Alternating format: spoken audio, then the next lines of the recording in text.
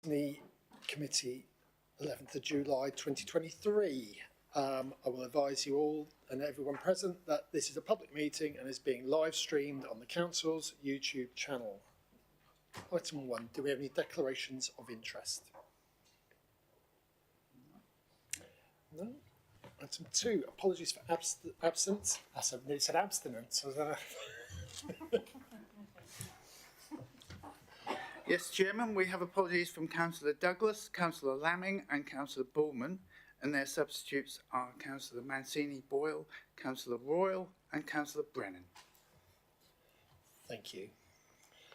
We have the minutes of the Overview and Scrutiny Committee meeting held the 27th of June, which to me looked like a fair record of the meeting. I know that we have Councillor Emsell is usually very good at spotting if there's anything wrong. Perhaps I should refer to him in this case. We're happy, are we? Wonderful. Okay. And I don't mean that in a pedantic way. I just mean it's very good to have somebody with that level of detail. Thank you. So we'll accept them. Chairman's announcements. I have no announcements to make. Nothing that I've been needed to be informed of. So we then go over to public speaking. There's no public speaking, Chairman. Assume not. Okay. We're making a very swift start. Cabinet reports. Item 7, licensing fees and charges review. Can I ask lead officers Nick Howard and also with Lee Chance to present on this?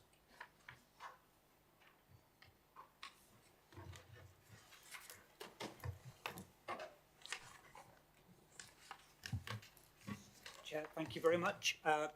For the licensing fees and charges review, which is immensely detailed, I'll be very pleased to pass over to Lee Chance, our senior manager, as the author and architect of this piece of work. So you'll hear less from me for this one, mercifully for you.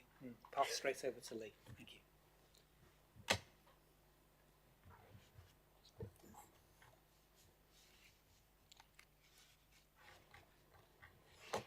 Good evening, everybody. Thank you for hearing this report today that I bring forward for you.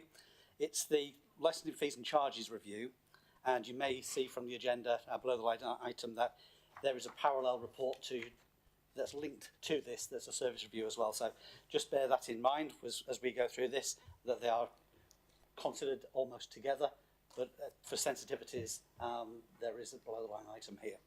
The purpose of the report is really to look at how we administer our licensing service and the representative fees and charges that we levy for that service. It's been some significant time period before we've had a whole comprehensive review of the licensing fees and charges. We've gone right back to basics to look at that, to make sure that we are setting those appropriately, both for the probity of our council taxpayers, as well as the business community and the local economy. So that's part of the review. Part of the background is, as I said, to take that step back. We've looked at what the council's policy is, and that's a commercialisation strategy. So where we're in a position to recover costs fully, that is the line that we are to take. That's been previously agreed in 2019. We're also mindful of the delivery plan and where we need to position the licensing service to be able to fulfil the licensing objectives, which is in no small part linked to the funding that comes from the fees and charges. So for delivery of those services, we've engaged a licensing specialist, a consultant, to assist with the early stages of this review, and that was no small part looking at all the massive raft of licenses that we issue and breaking that down right down to nuts and bolts. So we're in a strong position to fully understand, fully cost out, and really have a representative handle on how we develop and produce our licensing fees and charges. From looking at the background, the historical position, from a knowledge point of view, from service side, I could see that they were not represented, they were not right. There's some real anomalies there that have been a legacy of just bumping fees and charges along at a percentage increase year on year as part of normal licensing fees, without really taking that step back and really looking at what we do, what we should be charging for. And that includes not just the administrative side of it, of issuing the paper license from an application, but also the enforcement aspects associated with that, and even aspects relating to committee hearings and such like that will involve yourselves from time to time as members. So that's really important to get that full, robust, rounded understanding of the fees and charges. We've also looked at benchmarking with other neighbouring authorities in Norfolk, and that's some work that we've done not just in Norfolk, but also we've looked wider at the Welsh unitary authorities, which is where we've used a model that was developed in a methodological kind of way, a systematic way to really review licences fully. There's no prescribed way to carry out that review, but there is a method that's being used by them. It's been run past our own finance senior business partner, who was fully appreciative. The level of detail, there was nothing to add in that. It's a really, really strong, defensible position to use as a basis for how we set our fees and charges. So that puts us in a strong position using that way, and not only for this review, but also for future reviews, because we want to have something in place now that then will work well for us with adjustments down the line. We know that the licensing regime in many areas changes from time to time, and there's been some significant changes, not least because of COVID. We've had temporary payment licensing introduced. We've seen, just before that, we saw a significant change in animal licensing legislation, what brought together lots of very old pieces of legislation under one umbrella, animal activities, and that strengthened the welfare side of animals with additional inspections that were never costed into the original fees, but it is an officer cost borne to ourselves. We've been bridging the gap from the creation of the one team, the merging of two separate licensing teams into one. We've done a lot of work behind the scenes as part of that initial transformation, and the fees and charges is one of the next steps alongside the service review to put us in a fit for purpose position for the future. So this is where it comes in. We also appreciate that we need to take account of those legislative changes, the needs of the licensing objectives, so that we have that robust system. And I think the summaries in the appendices show the level of work that's gone in there.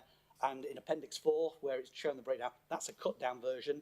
The full breakdown is much more detailed than that, but it gives you a flavour of how we've gone to that degree of looking at all the steps and stages to really give a true representative cost.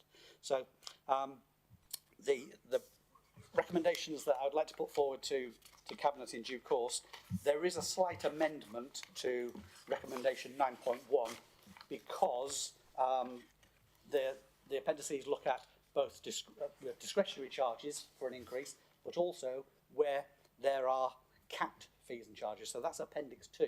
So under recommendation 9.1, I would like to amend that to read charges in Appendix 1 and Appendix 2, because we have some fees that are capped that are for gambling, where we only charge 90% of what the government allows, which seems not correct to myself from a point of view of how we should be levying those fees and charges, and it's the council taxpayers that will be subsidising the gambling industry.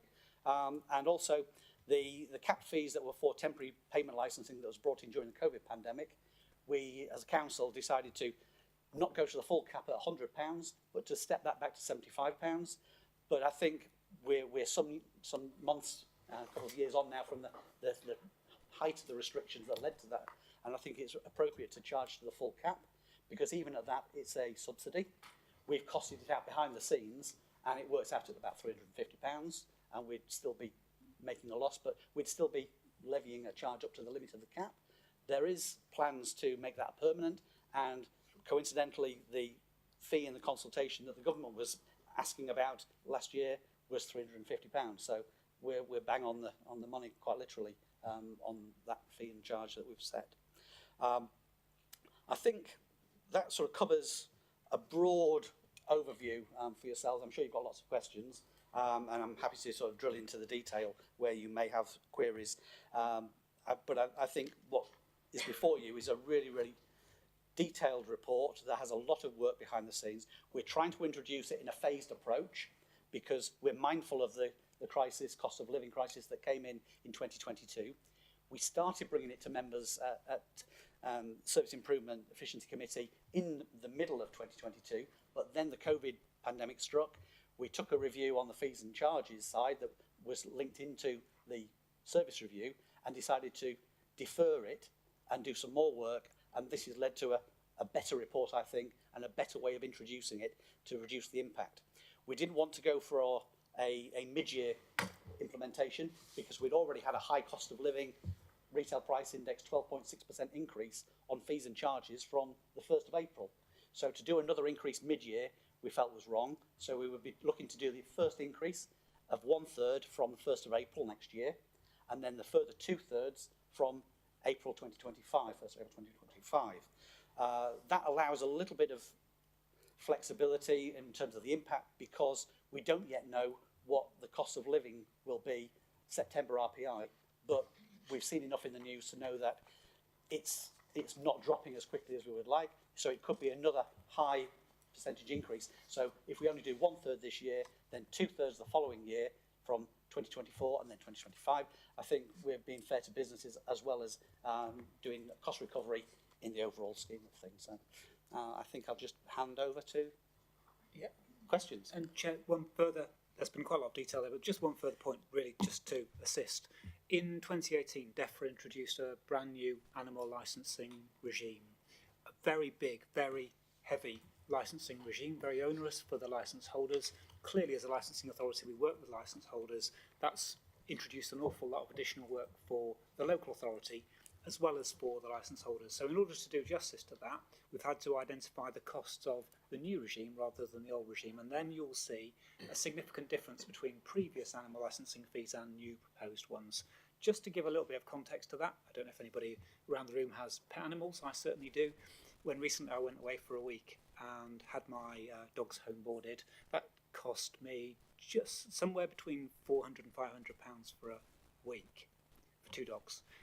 Now, when we talk about an application cost of £293, it's important to bear in mind how that home boarding industry and animal licensing industry works. So we've tried to make sure that we're only looking at the costs of delivering the service and bearing in mind the affordability of those costs against the state of the industry as it stands now post-COVID.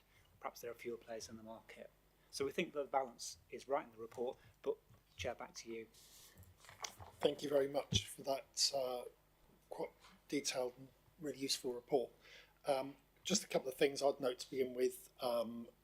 The animal licensing, I mean, yes, there's an increased cost to that, but I think we have to remember that animals can't stand up for themselves, and actually we do have to be really careful about making sure that people are following the rules, because we see lots of situations and stories in the news about unscrupulous people and the way they treat animals, so I think that's really important. I'm pleased that it's a phased introduction, because I think otherwise it would be particularly onerous for a lot of businesses to suddenly get it all in one go, and I think that's really good to hear. I'd just be interested to know, how do our fees compare, you mentioned the one team, how do our fees compare to South Norfolk, or have they gone through the similar review? Exact similar review. There is mostly alignment with South Norfolk, apart from areas where there is a significant landscape difference between the number of licences in an area. For example, private hire vehicles, Broadland has got a significant increase around the periphery of Norwich, whereas South Norfolk doesn't see that same demographic with a number of operators. Broadland has some significant operators with a large volume of vehicles on their fleet, and it's much more active in terms of the numbers. So we've had to make that allowance in the enforcement side because it's scalable. Okay, thank you. Did you indicate you want to speak, Councillor Weimar? Yes, please. Yes. Thank you very much. Oh, I'll turn it on, wouldn't it? Okay, thank you. I'll move around here so you can hear me. Yeah, I just want to ask a few things for clarity, really. I totally understand the increases being 1/3 and then 2/3. That's totally understandable. But this is about being cost neutral. So you're saying we'll be cost neutral 25, 26? Yeah, that's when we'll be cost neutral. Okay, fair enough. We're talking about dog breeding, for instance, and also kenneling. We know a lot of this goes on illegally. Do you think this will have an impact on the illegal trade? I mean, that's one of the questions I wanted to ask. Also, you've answered about the 90% to an extent. So you're saying that all of these that were proposed at being charged at 90% are now going to be charged at 100%? Is that what you're saying? To be absolutely clear. Yeah. Thank you, Councillor. In terms of the illegal trade, we need a robust, adequately staffed licensing team to be able to not only do the processing, the administrative side of the applications, but also the regulatory enforcement side. At present, we're surviving, shall we say, with COVID grant monies that's levered in some contract support. We've had virtually 2 full-time equivalent officers through much of the COVID period in licensing team, and that's given us a capability to go out there and do some monitoring, proactive work, as well as deal with reactive investigations. When you talk about puppy farming, it's proceeds of crime, it's a lot of liaison with the police, it's a very burdensome investigation, it takes a lot of officer time to do it properly. So we need that level of resilience within the team to be able to contend with those when they come, and you never know when you've got them. We've got cases most of the time where we're in dialogue with the police, sometimes to a greater, sometimes to a lesser extent, depending on when they're taking primacy or whether it's then been referred to ourselves. So that's part of the illegal trade aspect, that we need that robustness of the service to be able to contend with what comes before us, so we can investigate it properly. In terms of the 90% and the, for example, gambling, yes, I don't know. I've only been with Broadland District Council since January 2021. These fees date back to mid-2005 sort of legislation, and so they were set at the time, possibly with a mindful eye on what fees were levied with whatever was predates that, and they've maybe decided to think, well, we shan't charge a full amount because it's another step change, so we'll charge 90%, but it's not been revisited and looked at, and moreover, the government haven't increased those fees since the legislation came in and prescribed them. So every single year they get an element of being devalued as cost of living and things progress on. And it's the same for the statutory fees that we see in Appendix 3, which is the alcohol licensing. They've never been changed. There's been discussion to increase them, but it's only got to consultation and just early stages. It's not come forward to any firm proposals. So gambling and alcohol licensing are in that vein. Okay, thank you. Chair, just to add one point further, when we've looked at these fees and charges, we've looked at the cost of administering applications, and then we've looked at the cost of administering and operating the licensing service, and there's naturally a degree of inspection and enforcement you would expect across each of the licence sectors. So we build that cost into the cost of running the service. If there were, and Lee's just referred to a potential for criminality and puppy farming, if there were to be an exceptional case that requires a deep and great deal of work, we wouldn't expect to impose that cost on all the licence holders. That wouldn't be fair. That wouldn't be the general nature of inspection and enforcement. That would be something we'd be looking more in terms of recovering the costs of enforcement activity through prosecution. So just for reassurance, that would be outside of the setting of the fees and charges as proposed. Councillor Mancini Boyle. Yes, thank you, Chair. Just a comment to yourself, actually. I just find it very strange as Chair of ONS speaking first on agenda items. I know it's at your discretion, but I just find that quite unusual. So I just wanted to make you aware how I felt. With regards to the paper, I think you've covered off some of the things. I've made a few notes on here. One of them was, has there been a proven positive results to businesses as a result of the extra COVID funding? And I think you've said, you've covered that off really, that yes, that has enabled you to provide a better service. I'm really pleased to see such a thorough, I know every time we review a service, it takes a long time and it is really, really thorough. And I personally very much agree that all residents shouldn't be paying for just some businesses to get their licences. So I think this does have to be the right approach. I think it's worth noting that the lower costs and less officers at Broadland as opposed to many other Norfolk authorities. So I think we're still sort of behind the curve anyway, financially on that. And the other one was, again, as Councillor Wymark mentioned, it's about the split really of introducing the fees. So presumably the fees and charges would still be part of the increase at budget times, as per the current policy of the council. And as you've said, it may well be that next year the rate may be still quite quite high. So I just wondered why you hadn't looked at maybe a 50-50 rather than a third, 2/3, because that second hit is going to be quite a big one to go for 2/3. So I just wondered if 50-50 had been considered at all. Thank you.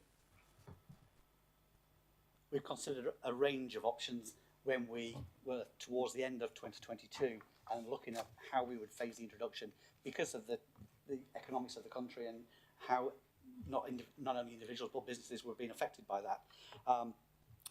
We've hedged our bets, and I think we were right to do so, that we thought that the cost of living and the high inflationary rates would continue for longer than maybe that was the originally envisaged when budgets were set nationally, and they were hoping to get inflation under control.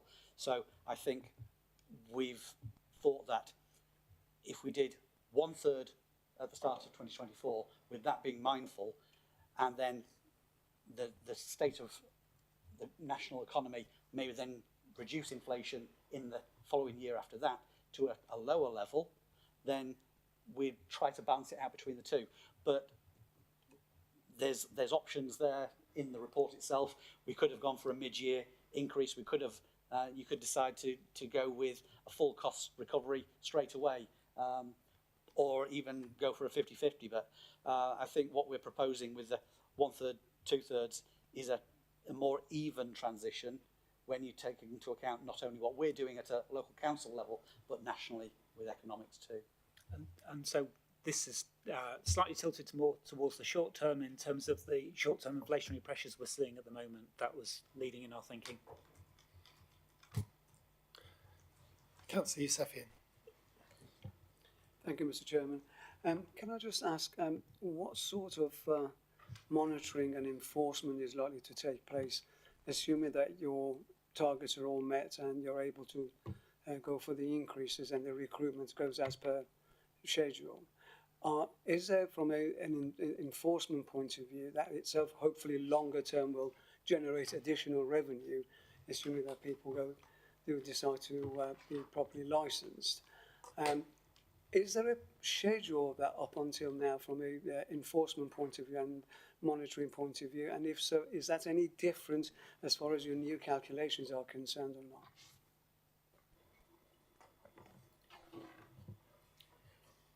Thank you, Councillor. I can cover a number of those points.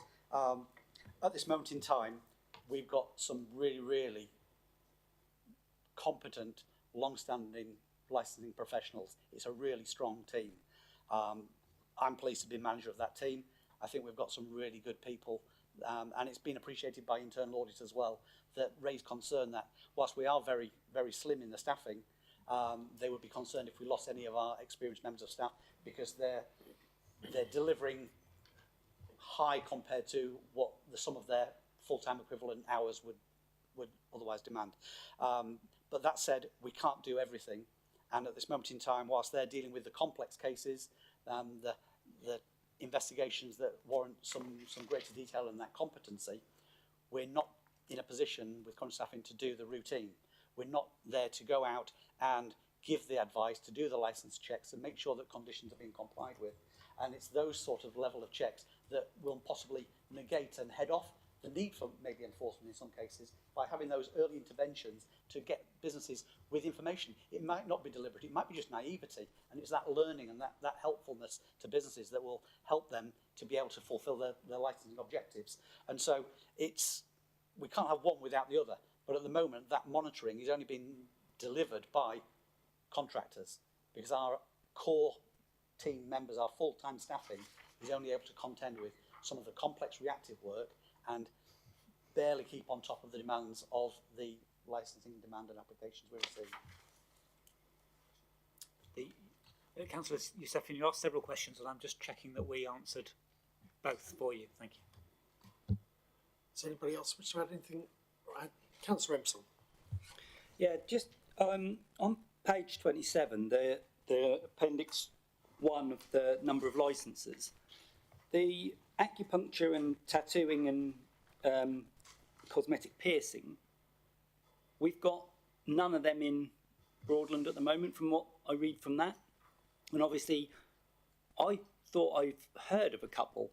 So would that be that we haven't got the opportunity to check it. And how, if someone was doing piercing from home, that seems like a lot of addresses to sort of check and everything like that. So how would that work? And would that be an extra cost we couldn't afford to sort of keep an eye on it? Thank you, Councillor. We always try to put one omission in the report for you to find, and you've found it there nicely. We do have a number of such establishments across the district, and from a point of view of, shall we say, semi-permanent skin colouring, we've seen an increase in recent years for the likes of microblading and semi-permanent makeup in the beauty sector. So there is an anomaly there, and I'll make sure that that is corrected before we go to Cabinet. For benefit of members, the costings are right, but the number in the column of how many licences is not right. Thank you. Just thought that Councillor Emerson might be contemplating his next tattoo and was worried that they may have closed. Yeah. I would suggest we take this to the recommendations to the vote, but there is an amendment, James. Oh, sorry, Councillor Tipple. Just a quick question in terms of increasing the staff, and you mentioned you use contractors for a lot of the work. Would this increase in funding allow us to move away from what I assume would be more expensive contractors to permanent staff? And what's the plan there? Because it's not really mentioned in here about growing that expertise.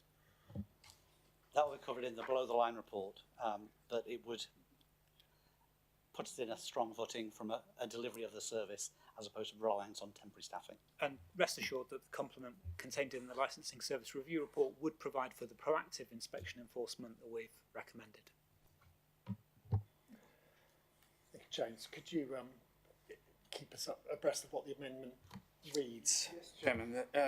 So it's recommendation 9.1 is being amended to consider the report content and the proposed fees and charges in Appendix 1 and Appendix 2. Refer the agreed fees and charges to Council with a recommendation for adoption subject to RPI. Okay. Should we take item 1 on a vote? All those in? Sorry. Excuse me, Chairman, I thought we were amending the 90% to 100% as well. I thought that was the case within the appendix. That's the reference to report content and proposed fees and charges. Appendix 2 makes it clear that we currently charge 90%, but we want to charge 100% for the gambling. Right. And in terms of the payment licensing, that we currently charge £75, that we would then be charging the £100, which is the maximum fine. So that's the reason for including that additional wording, Appendix 2, in recommendation. So I thought we'd just do one separately. Okay. That's all right. Thanks. I just want to make sure. No, not a problem at all. Are we all happy? Well, let's take the vote on number 1. Who's all those in favour? It's to be unanimous, Chairman. Wonderful. James, could you take us through number 2? That's recommendation to Council to agree the reviewed licensing fees and charges being applied to all the new licence and renewal applications with effect from the 1st of April 2024 with a phased introduction. 1/3 of the increase applied in year 1 from the 1st April 2024 and the remaining 2/3 increase applied in year 2 from the 1st of April 2025. So that's stated. There we go. Are we happy to take, given that that's all inclusive of what you've said and that 3 and 4 have got no amendments, are we happy to take 2, 3 and 4 together? Any objections to that? Okay, let's take 2, 3 and 4 together. All those in favour? And that's to be unanimous, Chairman. Wonderful, thank you. The next agenda item is, obviously it's been taken from the further through numbers through the Cabinet papers, but is exclusion of press and public, so we'll need to switch off all the equipment. I move that the press and public be excluded from the meeting for the remaining items of business because otherwise information which is exempt information by virtue of paragraph 3 of part 1 of Schedule 12A of the Local Government Act of 1972 as amended by the Local Government Access to Information Variation Order of 2006 would be disclosed to